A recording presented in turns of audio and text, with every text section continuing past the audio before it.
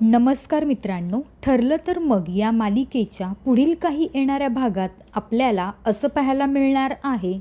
आत्तापर्यंत आपण मालिकेत पाहिलं, प्रियाने अर्जुन आणि अश्विनमध्ये भांडणं लावून दिलेली असतात. प्रॉपर्टीवरून दोघांमध्ये खूप मोठे वाद होतात. परंतु प्रतापला प्रियाचा खरा चेहरा समजलेला असतो. त्यामुळे प्रताप नेहमी सत्याच्या म्हणजे सायली आणि अर्जुनच्या बाजूने ठाम उभा असतो आणि तो प्रियाला वेळीच तोंडावर पाडत असतो. परंतु माजोड्या प्रियाचा माज काही उतरत नसतो. इकडे आता सगळेजण हॉलमध्ये बसलेले असतात. सायली, अर्जुन, पूर्णाजी, कल्पना, अश्विन, प्रिया सगळेजण बसलेले असतात. तेव्हा आता वारंवार पूर्णाजी आणि कल्पनाच्या डोक्यात एकच येत असतं की तन्वी कुठेतरी चुकत आहे आणि सायली आणि अर्जुन मला आत्तापर्यंत जे काही सांगत आले ते मला खरं का वाटतंय, असं आता कल्पनाच्या डोक्यात येत असतं. पूर्णाजी पण विचार करत असते, तन्वी खरंच चुकीची वागतीये खूप, कारण काय तिचं वागणं बदललेलं आहे. त्या दिवशी पण मी तिच्याकडे गोळी मागितली तर तिने डायरेक्ट डब्बा आणून दिला आणि अंगावर ओरडली. कुठेतरी तन्वी खूप वेगळी वागायला लागली आहे. मनात नक्की काय चाललंय कळत नाही. तेव्हा आता पूर्णाजी कल्पनाला घेऊन रूममध्ये जाते, कारण तिला कल्पनाशी बोलायचं असतं. तिचं तन्वीच्या बाबतीत मन खूप अस्वस्थ होत असतं. एवढ्या दिवसांनंतर आज खूप वर्षांनी दोन भावांमध्ये भांडणं झाली आणि ती पण असल्या फालतू कारणांवरून, ते पण फक्त तन्वीमुळे. त्यामुळे आता पूर्णाजीला कल्पनाशी सगळं बोलायचं असतं आणि पूर्णाजी हे सगळं आता रविराज आणि प्रतिमाच्या कानावर घालणार असते. तेव्हा आता पूर्णाजी कल्पनाला सगळ्यांसमोर बोलते, कल्पना मला तुझ्याशी बोलायचं आहे, जरा मला माझ्या रूममध्ये घेऊन चल. तेव्हा आता प्रियाला धडकी भरते आणि प्रतापला पण विचार येतो की पूर्णाजीला कल्पनाशी नक्की काय बोलायचं आहे. प्रतापला सगळं कळून चुकलेलं असतं, पण तो त्या क्षणी काही बोलत नाही. सायली किचनमध्ये काम करत असते. प्रियाला भीती वाटत असते, पूर्णाजी हे सगळं काय करते, ती बाबांना तर सांगणार नाही ना, आणि बाबा येऊन मला खूप ओरडतील. आता याच भीतीने तिचा जीव कासावीस झालेला असतो. परंतु प्रियाने बरोबर ओळखलेलं असतं, पूर्णाजी सगळं रविराजला सांगणार असते. परंतु त्याआधी पूर्णाजीला कल्पनाशी बोलायचं असतं. दुसरीकडे पूर्णाजी आता कल्पनाला घेऊन रूममध्ये येते आणि ती कल्पनाला बोलत असते, कल्पना मला तुझ्याशी बोलायचं आहे. त्यावेळी कल्पना पूर्णाजीला धीर देते आणि बोलत असते, नक्की काय झालं आहे, तुम्ही का मला इथे बोलवून घेतलं आणि काय बोलायचं आहे तुम्हाला.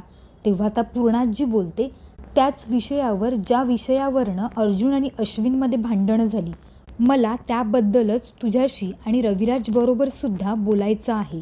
प्रतिमाला देखील हे सगळं सांगायचं आहे, कारण तन्वी खूप चुकीची वागली आहे.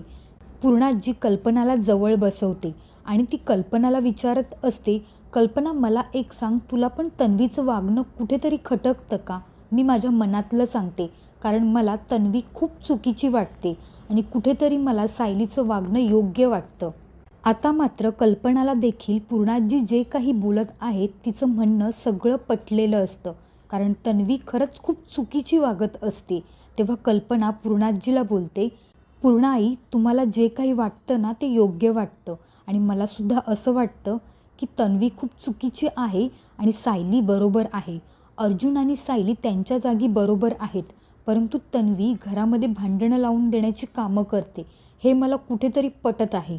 पूर्णाजी आता कल्पनाला रविराजला फोन करण्यासाठी सांगते, परंतु कल्पना कुठेतरी घाबरत असते, कारण रविराज आणि प्रतिमाला हे सगळं समजलं तर त्यांना आवडणार नाही आणि घरी येऊन अजून मोठा तमाशा होणार, या सगळ्यांवरून तिला भीती वाटत असते. तरीसुद्धा पूर्णाजी कल्पनाचं ऐकत नाही. ती रविराजला हट्टाने फोन लावायला सांगते आणि ती आता रविराजला सगळं सांगते. रविराज आणि प्रतिमासोबत बोलून झाल्यानंतर कल्पना पूर्णाजीला बोलते, पूर्णाई आपण खरंच योग्य केलं आहे ना, रविराज भाऊजी आणि प्रतिमा घरी तर येणार नाहीत ना. तेव्हा आता पूर्णाजी सांगत असते, कल्पना ते दोघं आत्ताच्या आत्ता घरी यायला निघालेत, कारण त्यांना तन्वी जे काही वागली आहे ते आवडलेलं नाही. त्यामुळे रविराज आणि प्रतिमा दोघेही कधीही घरी येऊ शकतात.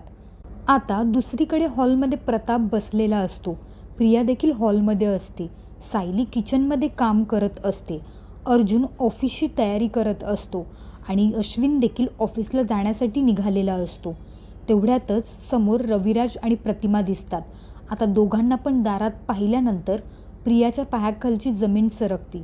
तिला कळून चुकलेलं असतं की पूर्णा आजीने सगळं रविराज बाबांना सांगितलेलं आहे आणि त्यामुळेच दोघेही इथे आले आहेत. रविराजला पाहिल्यानंतर प्रिया नाटक करतच बाबा बाबा हाक मारत जवळ जाते. तेव्हा आता रविराज खूप चिडलेला असतो. तो जोरातच पूर्णा आई म्हणून ओरडत घरामध्ये जातो. तेव्हा आता प्रतिमा सांभाळण्याचा प्रयत्न करत असते, परंतु तो काहीच ऐकत नाही. प्रियाला सगळं कळून चुकलेलं असतं. आता माझी खेर नाही. रविराजचा आवाज ऐकल्यानंतर पूर्णा आजी आणि कल्पना घाईघाईत बाहेर येतात. कल्पना बोलत असते, रविराज भाऊजी आले. पण पूर्णा आजीला खूप मोठा धक्का बसतो. पण तिला असं वाटत असतं तन्वीचं खरं रूप सगळ्यांसमोर आलं पाहिजे, जेणेकरून परत घरामध्ये भांडणं नाही होणार. रविराज मोठमोठ्याने ओरडत असतो, तन्वी समोर ये. तन्वी आता खूप घाबरलेली असते. तेव्हा ती समोर गेल्यानंतर रविराज विचारतो, पूर्णाजीचा आत्ताच मला कॉल आला होता. तिने मला जे काही सांगितलं अर्जुन आणि अश्विनबद्दल ते खरं आहे का? आणि हे सगळं भांडण तुझ्यामुळे झालं आहे का? तू असं का केलंस? आता रविराजचा असा आवाज ऐकल्यानंतर अर्जुन तडक बाहेर येतो. अश्विन पण ऑफिसला जाण्यासाठी निघालेला असतो, पण तो तिथेच थांबतो. रविराजचं असं अचानक येणं आणि हे सगळं बोलणं ऐकल्यानंतर सायली पण घाबरते. हातातलं काम बाजूला ठेवून ती सुद्धा समोर येते. सायली रविराजला समजवण्याचा खूप प्रयत्न करत असते, परंतु रविराज कोणाचं काहीच ऐकून घेत नाही. तेव्हा आता सायली प्रतिमाजवळ जाते. प्रतिमा आत्या, तुम्ही तरी समजवा, नक्की काय झालंय? तुम्हाला काय समजलं आहे? तेव्हा रविराज जोरात ओरडतो, का तुम्हाला माहीत नाही का मी इथे कशासाठी आलो आहे? तेव्हा प्रिया सांगत असते, बाबा तुम्ही पहिला शांत व्हा, आपण बोलू या विषयावर. तेव्हा रविराज अजून जोरात ओरडतो, प्रिया आज 2 भावांमध्ये तुझ्यामुळे भांडणं लागली. पूर्णाईने मला सगळं सांगितलं आहे. ते खरं आहे का? मला हो किंवा नाही या शब्दात तुझं उत्तर हवं आहे. मला बाकी तुझं काही ऐकून घ्यायचं नाही. तेव्हा आता प्रिया रडकुंडीला आलेली असते आणि लाज नसल्यासारखी मान खाली घालून हो म्हणून उत्तर देते. रविराज तिच्या खाडकन कानाखाली खेचतो आणि तिला बोलत असतो, तुला लाज नाही वाटत का? अजून किती चुका तुझ्या माफ करायच्या? रविराजचं असं रूप पाहून सगळ्यांनाच भीती वाटत असते. सायली प्रतिमाजवळ जाते आणि तिला बोलत असते, प्रतिमा आत्या तुम्ही तरी सावरा त्यांना, तुम्ही तरी समजवा त्यांना. तेव्हा प्रतिमा पण बोलत असते, ते काही चुकीचं करत नाही. बरं झालं एक कानाखाली वाजवली. मी तर सांगेन अजून मारायला हवं होतं.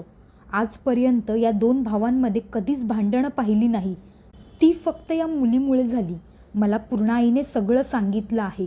आज ना खरं तर आम्हा दोघांना लाज वाटते. आम्ही तन्वीचे आई बाबा आहोत. तेव्हा सायली बोलत असते, प्रतिमा आत्या असं काहीही बोलू नका. रविराज प्रतिमाच्या अंगावर जोरात ओरडतो, पाहिलंच ना तुझी ही मुलगी काय कृत्य करते आणि कसा त्रास देते ते. काय करावं या मुलीचं मला आता खरंच काही कळत नाही. तेव्हा आता रविराज सायलीसमोर जातो आणि हात जोडतो आणि तिची माफी मागत असतो. तेव्हा सायली रविराज काकांना बोलत असते, तुम्ही असं काहीही करू नका. मान्य आहे जे काही झालं ते तन्वीमुळे झालंय, परंतु सगळं आता नीट झालं आहे. त्यामुळे रविराज काका तुम्ही माझी माफी मागू नका आणि माझ्यापुढे असे हात तर जोडूच नका. तेव्हा आता सायली मोठ्या मनाने रविराज काकांना असं बोलत असते. सगळ्यांचं मन भरलेलं असतं. पूर्णाजी आणि कल्पना सायलीकडे एकटक पाहत असतात. त्यांना असं वाटत असतं सायली खरंच योग्य मुलगी आहे जी अर्जुनला मिळाली आहे. प्रतिमा धावतच तन्वीकडे जाते. तेव्हा आता प्रतिमा तन्वीला बोलत असते, जरा या मुलीकडनं शिक. बिचारीला आई वडील नाही, बिना आई वडिलांची वाढलेली मुलगी, पण तिचे संस्कार बघ. आणि तुझे आई वडील असताना सुद्धा असली घाणेरडी कृत्य करताना तुला लाज वाटत नाही का? तेव्हा आता सायलीचं इथे देखील कौतुक होत असतं. त्यामुळे प्रियाच्या तळपायाची आग मस्तकात जाते. तिला इथे देखील सायलीचा खूप राग येत असतो, पण काय करणार, रविराज समोर असल्यामुळे ती काहीच करू शकत नसते. तन्वीला आता प्रतिमा घालून पाडून बोलत असते. सायली प्रतिमाला समजवण्याचा प्रयत्न करते. दुसरीकडे रविराज आता पूर्णाजीला सांगत असतो, पूर्णाई जर का यापुढे तन्वीने असं काही घाणेरडं कृत्य किंवा अशी काही भांडणं लावून दिली ना, हिला सरळ घरी हाकलायचं, नाहीतर मला फोन करायचा, मी तिला घ्यायला येणार. तेव्हा आता प्रियाला खूप मोठा धक्का बसतो. सायली मध्येच टोमणा मारून बोलत असते, रविराज काका, मला नाही वाटत प्रिया आता असं काही करेल म्हणून, आणि केलंच तर तुम्ही बघून घ्या काय करायचं ते, पण शक्यतो नाही करणार. माझ्या घरच्यांच्या वाटेला जाऊ नका असं मी तिला बजावलं आहे, आणि जर गेलीच तर तिला माहीत आहे सायली आणि अर्जुन किती वाईट आहेत. तेव्हा आता प्रतिमा बोलत असते, शिक जरा त्या मुलीकडनं, घरच्यांसाठी तडफडते, ना रक्ताची नाती आहेत तिच्याकडे, ना आईवडील आहेत तिच्याकडे, ना तिचं माहेर आहे तिच्याकडे. तू जरा तिच्याकडून शिक, ती काय करते आणि कसं बोलते ते, आणि संस्कार बघ तिच्यावरचे. आता यापुढे प्रिया खरंच चांगली वागणार का? रविराज प्रतिमाने इतकं समजावून तिच्या डोक्यात काही गेलंय का, की अजून ती सायलीला त्रास देणार? हे येणाऱ्या पुढील भागात पाहायला मिळेल, आणि यापुढे प्रियाचा खरा चेहरा सगळ्यांसमोर येणार. हे सगळं आपल्याला येणाऱ्या पुढील भागात पाहायला मिळेल. व्हिडिओ आवडला असेल तर नक्की लाईक करा, आणि अशाच लेटेस्ट अपडेट्ससाठी आपल्या चॅनलला सबस्क्राईब करा.